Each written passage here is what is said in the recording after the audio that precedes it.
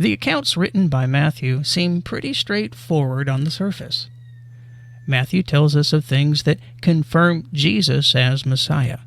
But there is a lot that can go unnoticed unless you do a slow reading of each account. And I think the 9th chapter of Matthew, starting in verse 14, is a good example.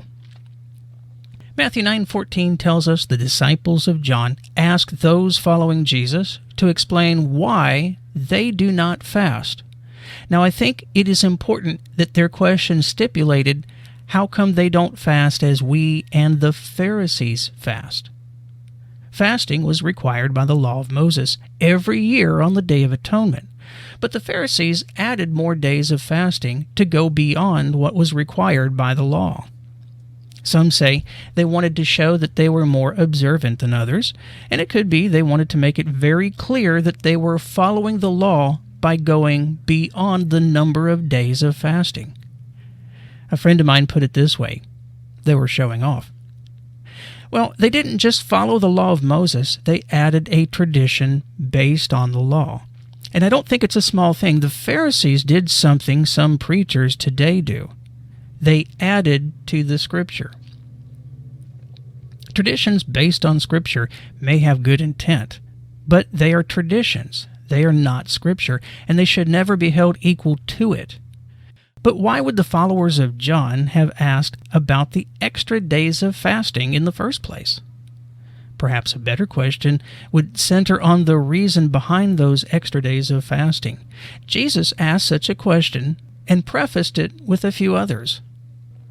Some say Jesus' questioning was asked to give a deep answer to a shallow question. His first question was to ask them if the groom attendants mourn while the groom is with them, or do they do so after the groom has left. He is alluding to something mentioned in the 22nd chapter of Matthew, where Matthew speaks of a great banquet in the kingdom of heaven. This is often referred to as the marriage supper of the Lamb. It seems Jesus used this opportunity to open their minds to a bigger picture. Verse 15 tells us, Jesus said to them, "The attendants of the groom cannot mourn as long as the groom is with them, can they? But the days will come when the groom is taken away from them, and they will fast." Keeping this in the apparent context, that is, speaking of the Pharisees' extra fasting days and not fasting required under the law for atonement, Jesus uses a very Jewish way of communicating. Consider, a Passover Seder uses the eating of bitter herbs to symbolize the bitterness of slavery in Egypt.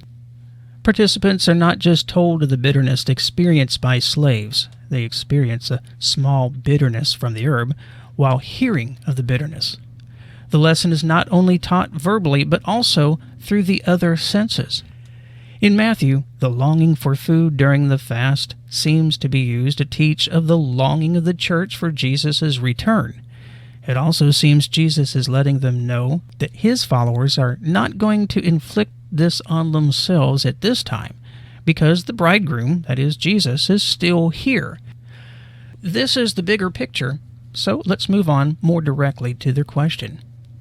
Jesus said in Matthew 9:16 through 17, "But no one puts a patch of unshrunk cloth on an old garment, for the patch pulls away from the garment, and a worse tear results. Nor do people put new wine into old wineskins. Otherwise the wineskins burst, and the wine pours out, and the wineskins are ruined. But they put new wine into fresh wineskins, and both are preserved." Now that wording is from the New American Standard Bible. I believe Jesus is speaking of the difference between old traditions and what is to come. His answer may have been more obvious to the folks of his time who had experience with things such as patches and wineskins, so let's look at the literal meaning of Jesus' metaphor. Cloth shrinks over time. In the first metaphor, Jesus describes what happens if someone tries to patch an old garment with a new patch. The garment onto which it is sewn has already shrunk. However, the new patch, which has not shrunk, will tear the garment when the patch shrinks. So, in the same light, a new wineskin has the ability to expand or contract when it's filled or emptied with wine, but an old one is rigid. An old wineskin will break if you try to fill it with the same amount as you would a new one. The crowd Jesus spoke to had experience with patches and wineskins, and they understood the meaning of the metaphor. The extra fasting added by the Pharisees assured that the works required by the existing covenant were done. Now, while these traditions assured to others that the law was followed, consider the effect of keeping these traditions would have once the law was fulfilled, something Jesus would do on the cross. The tradition would become of no use. Jesus' fulfillment of the law tears apart and breaks the old traditions, and that's the point Jesus was making. What are your thoughts?